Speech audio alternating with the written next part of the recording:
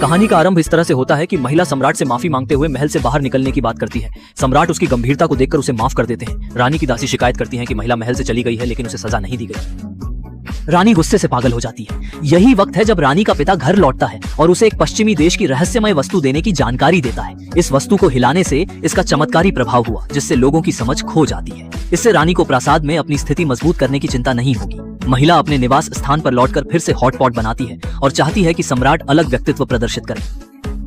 सम्राट महल छोड़ने से पहले महिला से सुगंध महसूस कर लेते हैं। इसने कहा कि वह सुगंध की तरफ ध्यान दे रहा है।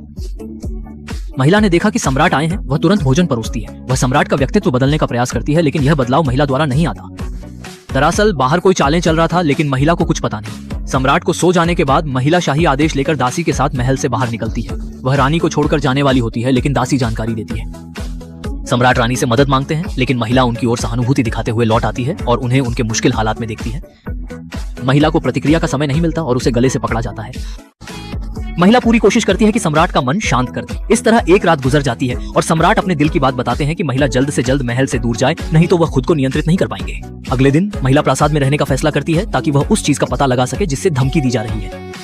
बहुत कम समय में महिला ने अपनी मंजिल हासिल कर ली। रात में वह सम्राट को जानकारी देती है। अपराध के पीछे किसका हाथ है? सबूत की कमी के कारण सम्राट रणनीति अपनाता है ताकि अपराधी खुद को उजागर कर दे।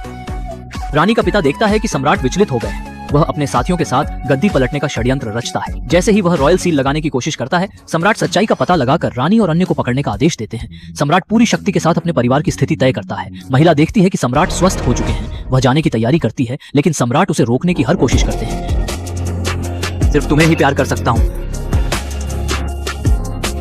फूलों की खेती में मेहनत करने वाले अब पहले से ज्यादा खुशहाल हैं। कम से कम इस अत्याचारी ने भौतिक चीजों के सामने हार मानी।